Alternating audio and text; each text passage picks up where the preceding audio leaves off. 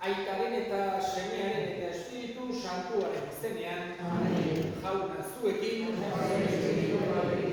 Senideok, aitor ditzagun humiltasunez gure pekatuak, misterio santuak behar bezala ospatu izateko. Erruke jauna.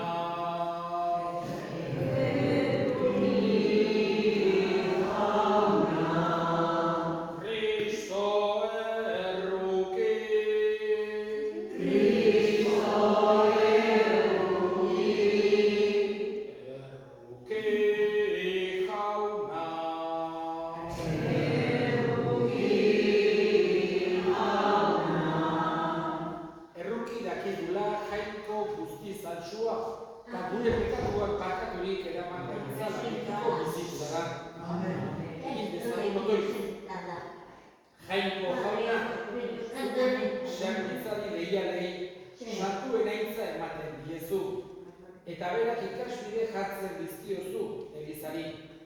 Egizu Espiritu Santuak piztu dezala gugan, Felipe Neri apaiz ohartsuaren bihotza berotu zuen suberan.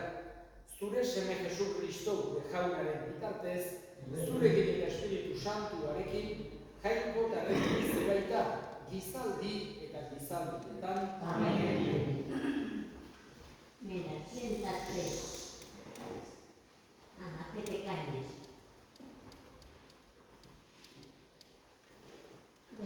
Apostoluen eginetatik.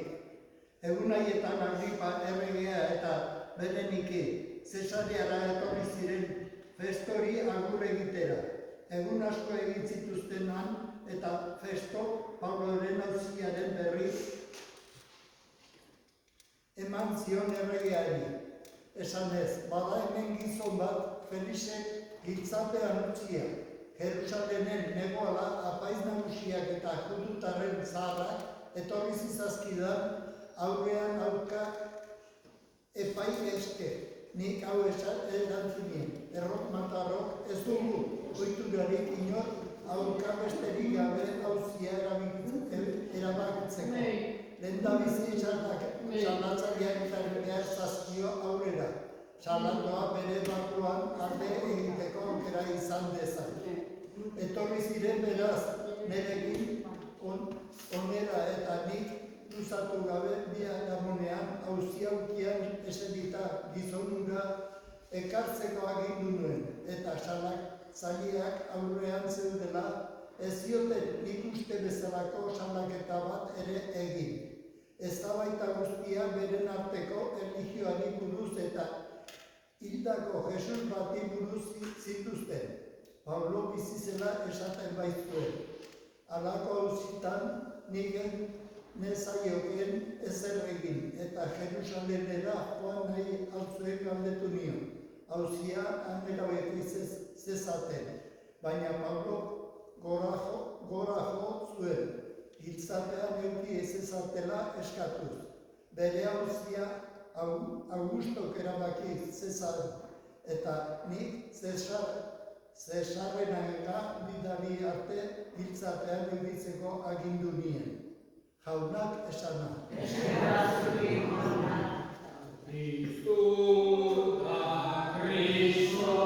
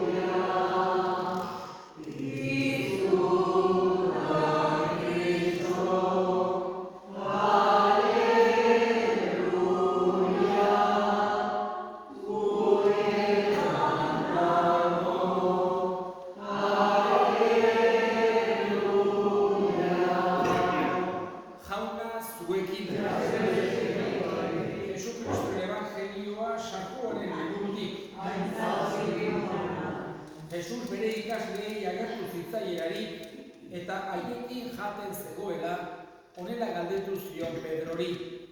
Joanen seme Simon, hauek baino gehiago maitean nauzu. Pedro erantzun, bai jauna, zuk badakizu maite zaitudala. Jesusek orduan, bazka itzazu nere bildotsak. Berriro galdetu zion, Joanen seme Simon maitean nauzu. Pedro erantzun, bai jauna, zuk badakizu maite zaitudala. Eta Jesusek, zaindu itzazu nere ardiak. Hirugarrenez galdetu zion, Joanen seme Simon maitean nauzu. Hirugarrenez maitean nauzu galdetu ziola eta goibetu egin zen Pedro eta erantzun zion, jauna, zuk dena dakizu, zuk badakizu maite zaitudala. Jesusen orduan, bazka itzazu nere ardiak, benetan diozut, gazte zinenean zerorrek lotzen zenuen gerrikoa, eta nahi zenuen tokira joaten zinen. Zahartutakoan ordea, besoak zabaldu beharko dituzu, eta gerrikoa beste lotuko dizu, eta zuk nahi ez duzun tokira eramango zaitu. Hori esan zion, nolako heriotzaz jangoikoa goratuko zuen adierazteko, eta gero esan zion, jarrai niri, jaunak esana. Gaurkoan, Elizak San Felipe Neri, ospatzen du San Filippo Neri, italiko santua, Erromakoa, eta hain zuzen ere, 16. mendean bizitutakoa. Garai hartan, Erroman bizi izan baita ere gure Loiolako San Ignazio, eta ekar ezagutu zuten bertan, amistadea zaukaten, tratua zaukaten, bik esan genezake, nahiko ezberdinak zirela, baina oso ongi etortzen ziren. Alde batetik, San Ignazio, gure San Ignazio gizon serioa zen.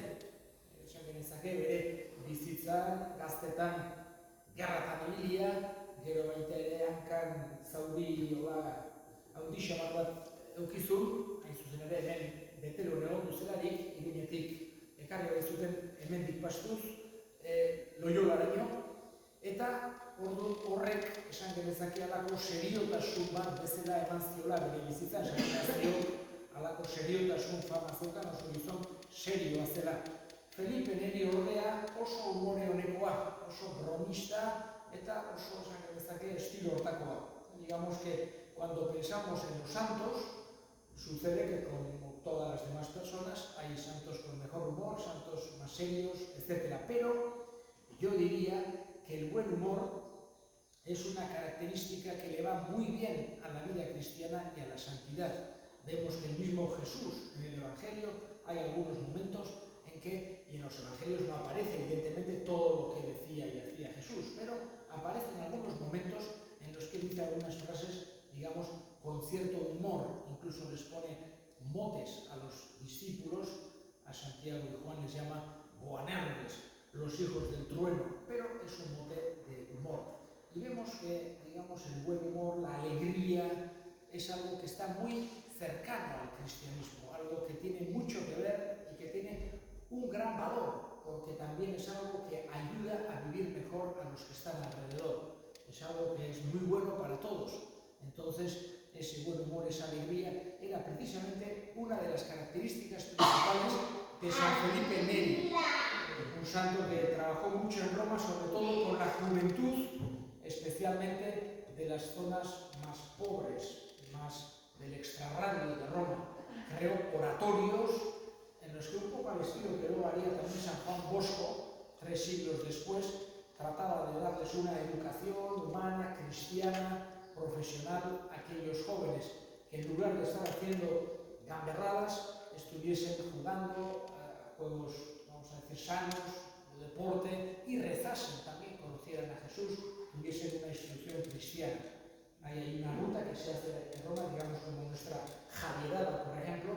En Roma hay una que se llama las 7 iglesias, de 7 chiese. Entonces se sale de San Pedro y se llega hasta San Pablo Extramuros. Y era una tradición que empezó precisamente San Filippo Neri, de ir, visitan 7 iglesias, las 4 basílicas principales y otras 3 iglesias, y en cada una se reza un Padre Nuestro, etc. Luego tiene indulgencia y es como una marcha como de unos 15, 20 kilómetros así que se hace en Roma. inició San Felipe Neri. Vemos que era una persona con iniciativa. Pero además, digamos, de esta característica que tenía del buen humor, de llevarse muy bien con la juventud, de hacer deporte, era también un hombre con una mística muy grande. Rezaba muchísimo y sentía de una forma incluso física, vamos a decir, esa mística que tenía. Tuvo algún fenómeno místico, uno, el más conocido, que solía, cuando estaba rezando y estaba en contacto con Dios en los sacramentos, sentía calor físico en el corazón, un calor grandísimo que le abrasaba, que incluso cuando estaba con hielo, se quitaba la chaqueta del calor tan grande que sentía en el pecho, como un fenómeno místico, pero quiero decir que además de ser una persona muy activa y con mucha vida activa, de trabajar, etc., a la vez tenía una gran mística y una gran unión espiritual con Dios. Fue canonizado, ahora hace 400 años, el mismo día que se canonizó San Ignacio de Loyola, que como he dicho era su amigo, San Francisco Javier, Santa Teresa de Jesús y también San Isidro, patrono de los pasarritarras y de los campesinos. Digamos que fue el mismo día, se canonizaron los 5, no todos se conocían entre ellos. San Isidro es de otra época distinta, los otros 4 sí son los 4 del siglo XVI, pero fueron canonizados juntos. Eskatzen diogu bada San Felipe Neri guri ere eman dezaigula, umore hori eman dezaigula, alaitasuna eman dezaigula, gure inguruan giro politia sortzeko doaia.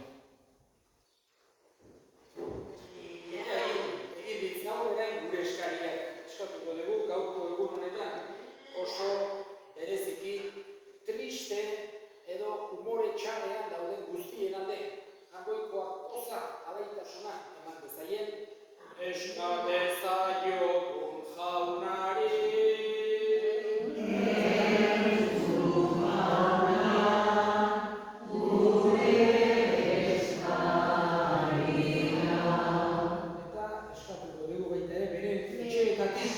Urruti dauden etorkin guztien alde. Kristauengan beti harrera ona harki dezaten, eska dezaiogun jaunari.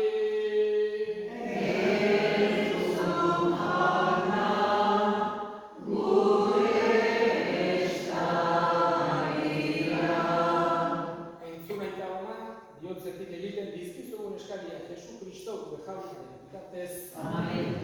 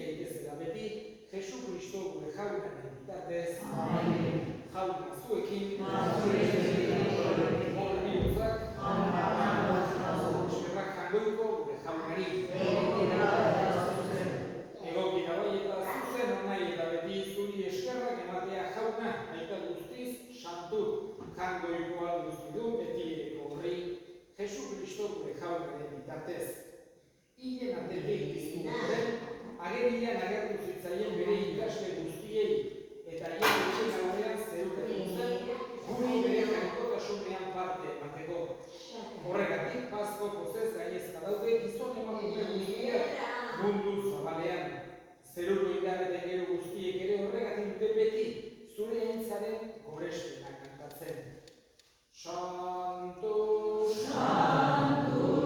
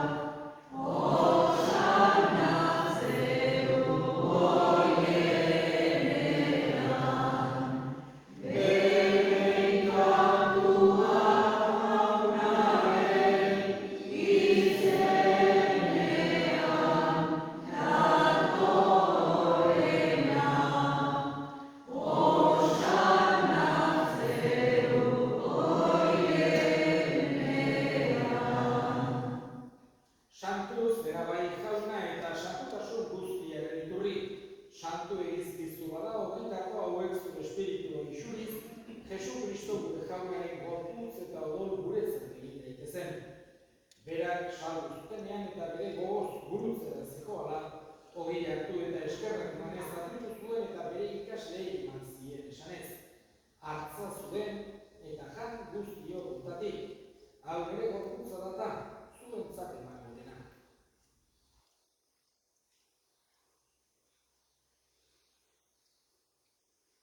Afaloa behar den kalizaturik, eskerrak emanez, bere ikasleei eman zien esanez. Hartza zuen eta edan guztiok gutatik. Hau nire odolaren kalizat data, itun berri eta betiko garen odola. Zuentzat eta askorentzat pekatuak barkatzeko isuriko dena. Egizue hau nire oroigarri.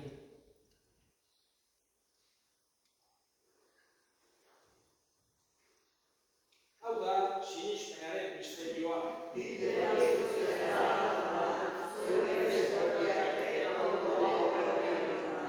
Horregatik jauna zure semearen heriotza eta piztuera gogorratuz, biziaren ogia eta salbamenaren kariza eskaintzen dizkizugu zuri eskerrak emanez, aldarean zure sarbitzari onartu behituzulako. Eta apalik eskatzen dizugu Kristoren gorputz odolak hartzen ditugunok Espiritu Santuak bat egin gaitzala. Gogoan izan jauna mundu guztian zabaldurik dagoen zure elizar. Eramazu maitasun osora Frantzisko gure ikasantuarekin, Frantzisko gure hartzaiarekin eta eriz gizon guztiekin batean. Gogoan izan jauna bizteko itxaropenean joan diren gure sementeak eta hildako guztiak aditzazu zure aurpegiraren argitan. Errukiz akizkigu arren, guk guztiok betiko bizitza itxi ezagun. Jainkoikoaren Ama Maria gobatsuarekin, San Jose bere senarrekin, apostolu santuekin eta gizaldi guztietan zure adiskide izan diren santuekin, haiekin batean gure zaitzagun Jesu Kristo zure semearen bitartez. Honen bitartez, honekin eta honengan, zuri aita jainkoiko alduzpidun horri Espiritu Santuarekin batean, ospe gaitza guztiak gizaldi eta gizaldi guztietan. Amen. Salbatzaileak agindu eta erakutsiari jarraituz, itur gabe esan dezagun. Gure eta zeruetan zerana, santu izateri zure izan, edo beri zure horrenua, egin beri zure nahiak zeruan bezala gure baire, emaikuzu aurre untatuko horria, markatu gure zonak, gure zonek markatzen ditugu ezkero, eta ez zotetan dira eraman, Atera gaitza zu jauna gaitz guztietatik emai duzu pakea gure egunotan. Zure errukiari eskartutik garbi bizi gaitezen eta eskualdietan sendo betiko zorionaren itxarotenean Jesu Kristo gure salbatzailea noiz etorriko den zain gaudela.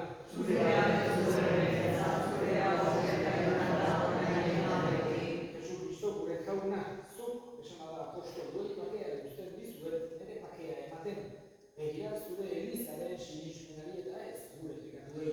Eta zure gogoa bezala emaiozu elizari pakea, eman batasuna, errege bizi bezera, gizaldi eta gizaldietan. Amen. Jaunaren pakea beti zuekin. Zure pakea.